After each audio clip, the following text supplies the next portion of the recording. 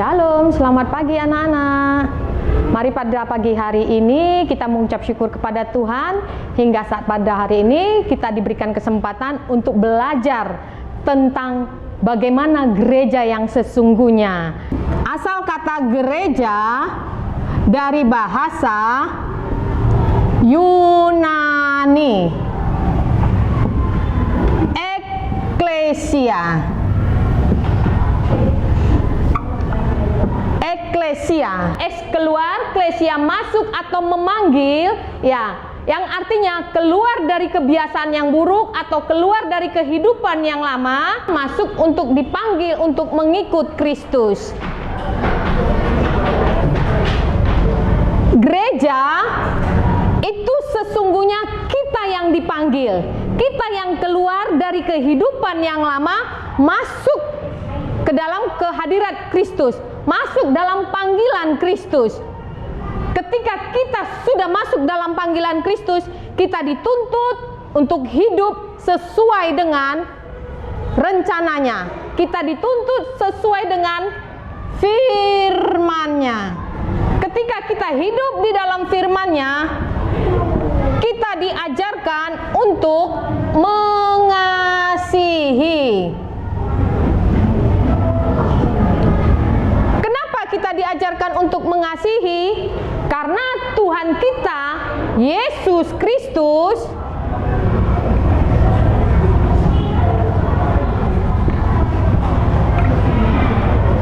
telah terlebih dahulu mengasihi kita. Kenapa kita diajarkan untuk hidup sesuai dengan firman-Nya? Karena kita diajarkan untuk mengasihi. Kenapa kita diajarkan untuk mengasihi? Karena Yesus Kristus telah mengasihi kita terlebih dahulu.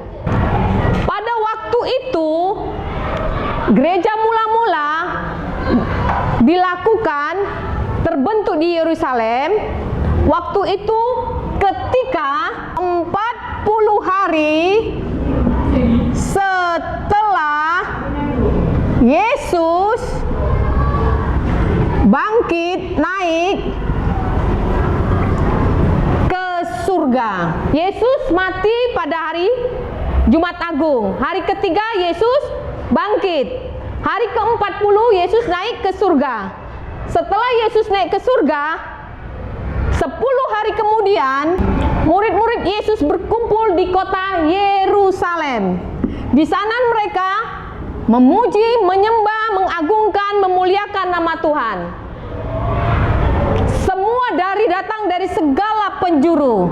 Lalu ketika mereka berkumpul memuji nama Tuhan, turunlah Roh Kudus di tengah-tengah di saat mereka memuji nama Tuhan. Mereka semua bahasa roh solali, bahasa roh. Di saat mereka berbahasa roh, ada yang dari Kreta datang, dari Arab datang, melihat terkagum-kagum. Yang waktu itu kita contohkan umpamanya Fabi dan Rehan datang ke Bait Allah, datang memuji Tuhan di situ, ya, berkumpul dari segala penjuru, dari Madiun, dari Ngawi, dari Malang. Ketika Rehan tidak bisa bahasa Jawa, lalu ada juga yang dari Sumatera bahasa Batak. Ketika Rehan nggak bisa bahasa Jawa, tetapi ketika Rehan diurapi dengan urapan Roh Kudus, Rehan bisa bahasa Cina, bisa bahasa Jawa, bisa bahasa Batak. Lalu ketika ada orang yang dari Batak, dari Ngawi, dari Nganjuk, mereka yang berbahasa Jawa melihat, loh, itu Rehan orang Surabaya, kok bisa dengan berbahasa kita? Jadi ketika kita diurapi dengan Roh Kudus, kita tidak akan bisa mengerti apa yang keluar dari mulut kita, bahasa apa. Tetapi orang lain akan mendengarnya, itu bahasa kita. Bahasa kita yang tidak kita tahu, tetapi kita berkata-kata mengagungkan, memuliakan nama Tuhan. Itulah saat gereja mula-mula terjadi di kota Yerusalem. Di saat Roh Kudus turun atas kita, banyak yang melihat, mendengar. Lalu mereka diubahkan. Setelah mereka diubahkan, lalu mereka keluar dari kehidupan yang lama, keluar dari kehidupan yang belum mengenal Tuhan, Mungkin dulunya dia menyembah patung, mungkin dia dulu belum pernah sembahyang, mungkin dia belum tahu Tuhannya. Mereka keluar dari kehidupan lama, kehidupan yang dulu tidak menjanjikan kerajaan surga, yang dulu tidak menjanjikan keselamatan dari Yesus. Mereka keluar dari kehidupan yang lama, ikut masuk dalam panggilan Tuhan, ikut masuk dalam kehidupan yang baru. Contohnya Abraham. Contohnya Abraham.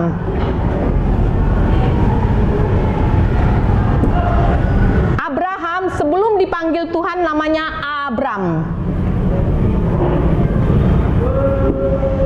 Hidup lamanya dulu sebelum dipanggil Tuhan, sebelum mengikut Tuhan namanya Abram. Setelah dipanggil Tuhan namanya menjadi Abraham.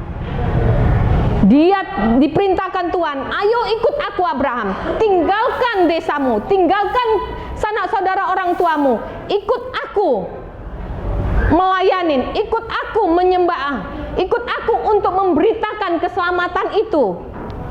Lalu dia tinggalkan kampung halamannya, dia pergi kemana Tuhan utus. Itulah gereja mula-mula. Tetapi orang lebih gampang ketika datang ke gereja, dibilang itu gereja. Gereja sesungguhnya adalah kita, yang ketika kita dipanggil dari kehidupan lama, dari masa lalu yang lama, yang tidak percaya menjadi percaya, masuk dalam hadirat Tuhan, masuk dalam kepercayaan kepada Yesus Kristus. Itulah gereja. Ketika gereja-gereja kita semua ada, lalu secara organisasi dibentuklah, didirikanlah gedung gereja agar bisa untuk gedung gereja itu, agar bisa kita tempat untuk berkumpul satu sama lain untuk memuji menyembah. Awal mulanya bukan gedung gereja, tetapi mereka kumpul di rumah masing-masing. Sesungguhnya siapakah gedung gereja itu? Gedung gereja atau orangnya? Orangnya. Gereja itu sesungguhnya kita, Fabi dan Rehan dan Ibu, orang-orang yang percaya kepada Yesus Kristus. Itulah gereja. Ketika kita masuk, lalu kita diajarkan untuk melakukan firman-Nya. Apa perintah yang paling utama? Mengasihi. Dari segala hukum di dalam kebenaran firman Tuhan, dari dalam semua isi Alkitab ini, hukum yang paling utama adalah mengasihi. Ya, anak-anakku yang kukasihin, yang kusayangin. Sebagai kita pelajar, sebagai kita anak Tuhan, kita harus bisa menjadi dampak di tengah-tengah masyarakat, di tengah-tengah sekolah, menjadi orang-orang yang mengasihi. Kita diajarkan untuk menjadi orang yang mengasihi. Menjadi orang yang mengasihi harus punya akhlak baik. Oke? Orang yang mengasihi punya akhlak baik atau jahat? Baik. Jadi orang yang mengasihi harus mempunyai akhlak yang baik. Kita harus bisa menjadi orang yang baik dimanapun berada. Kita sudah cerita bagaimana gereja yang mula-mula, dan kita sudah cerita gereja yang sesungguhnya siapa? Kita. Jadi dalam kehidupan kita, dalam kita yang dipanggil masuk ke hadirat Tuhan, kita harus menjadi gereja yang hidup. Kalau kita tidak hidup, kalau kita tidak pelaku firman, kalau kita tidak menjadi orang yang baik, berarti gereja belum ada di kita. Gedung gereja itu hanyalah fasilitas anak-anakku, agar kita bisa berkumpul satu sama lain. Gereja sesungguhnya adalah kita. Maka dari itu anak-anakku, jadilah gereja yang hidup di tengah-tengah masyarakat, di tengah-tengah sekolah, menjadi pelaku firman, menjadi orang yang mengasihi sesama, terlebih-lebih mengasihi Tuhan. Karena Tuhan sudah terlebih dahulu mengasihi kita, maka kita harus menjadi orang-orang yang mengasihi sesama manusia. Demikianlah anak-anakku pelajaran pada pagi hari ini. Biarlah apa yang sudah Ibu jelaskan itu kita dapat menangkapnya dan melakukannya dalam kehidupan kita di dalam dunia ini untuk menjadi gereja yang hidup di dunia ini. Sekian dan terima kasih.